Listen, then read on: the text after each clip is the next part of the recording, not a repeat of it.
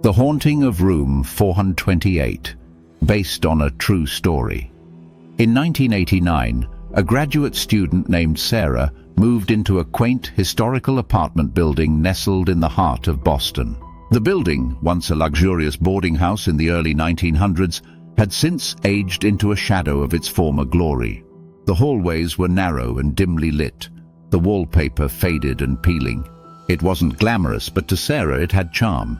The rent was cheap, the location was perfect, and the old-fashioned architecture appealed to her romantic nature. Her apartment, room 428, was modest yet inviting. Tall windows allowed the moonlight to stream in at night, casting long shadows across the room. The hardwood floors creaked beneath her feet, but it added to the building's character. She quickly settled into her new life, enjoying the peace and solitude that the apartment offered. However, it wasn't long before strange things started happening. On the third night, Sarah was up late, reading at her small wooden desk, when she noticed the light in the hallway outside her door flicker. It wasn't unusual in an old building like this, so she thought nothing of it. But then she heard it, the distinct sound of footsteps, slow and deliberate, as if someone was pacing just outside her door. She paused, straining her ears. The footsteps were too loud to be a distant neighbor, and they didn't match the rhythm of anyone casually walking down the hall. Sarah got up, opened the door and peered into the hallway. It was empty. No one was there. The flickering light returned to a steady glow.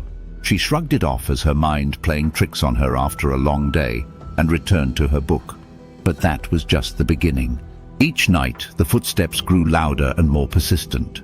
They would start faintly down the hallway and gradually move closer to her door, until they sounded as if someone were standing right outside. Sometimes the door would creak, as if being pushed gently, but it never fully opened. Sarah mentioned the strange sounds to her neighbors, but no one else seemed to hear them. "Old buildings make weird noises," one of them said.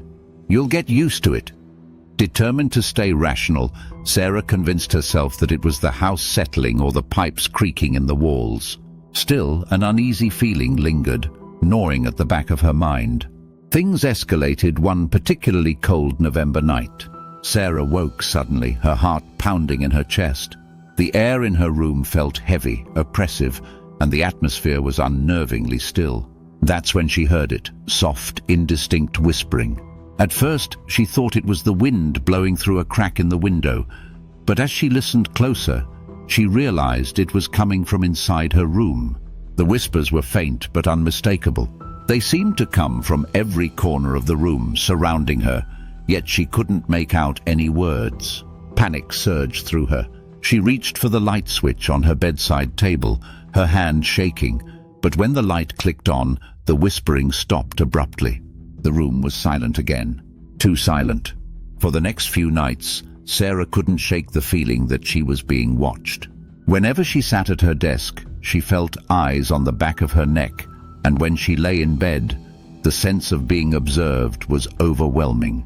One night, just as she was about to fall asleep, she saw something that made her blood run cold. Standing in the corner of her room near the closet was a shadowy figure. It was tall and thin, its features obscured by darkness, but its presence was palpable. Sarah's breath caught in her throat. She wanted to scream, but no sound came out. The figure didn't move. It just stood there, watching. After what felt like an eternity, Sarah mustered the courage to turn on the bedside lamp. The figure vanished, but the feeling of dread lingered. Terrified, Sarah decided to investigate the building's history. After several days of digging through old records, she uncovered a chilling story. In 1922, a man named Thomas had lived in her very apartment, room 428. Thomas had been a troubled and violent man, prone to fits of rage.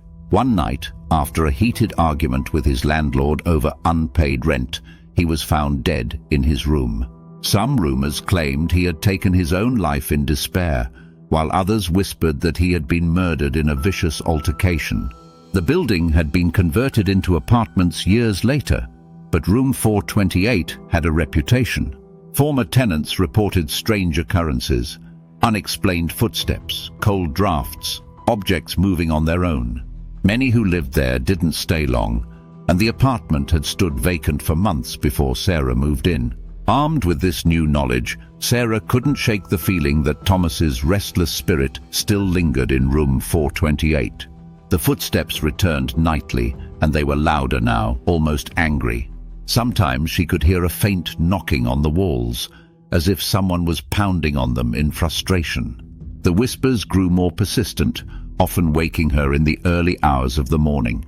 One night, she woke to the sensation of hands pressing down on her chest, pinning her to the bed.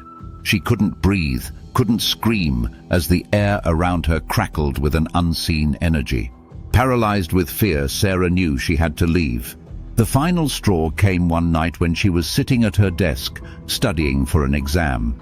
The whispers started again, but this time they were clearer. They weren't just sounds, they were voices, overlapping, filled with anger and sorrow.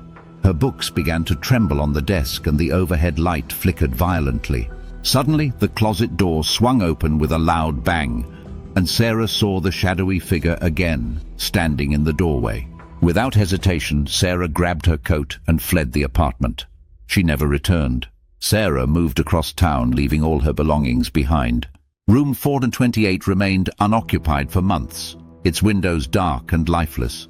The few tenants who tried to live there after Sarah didn't last long, each claiming to have been driven out by the same unseen force.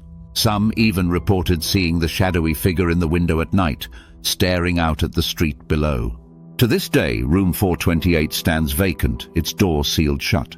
The building's management refuses to rent it out, and the few who dare to speak about it say that Thomas still haunts his old room, his spirit trapped in the place where his anger and despair took him. If you listen closely at night, they say, you can still hear the sound of footsteps, pacing slowly up and down the hallway, growing closer and closer.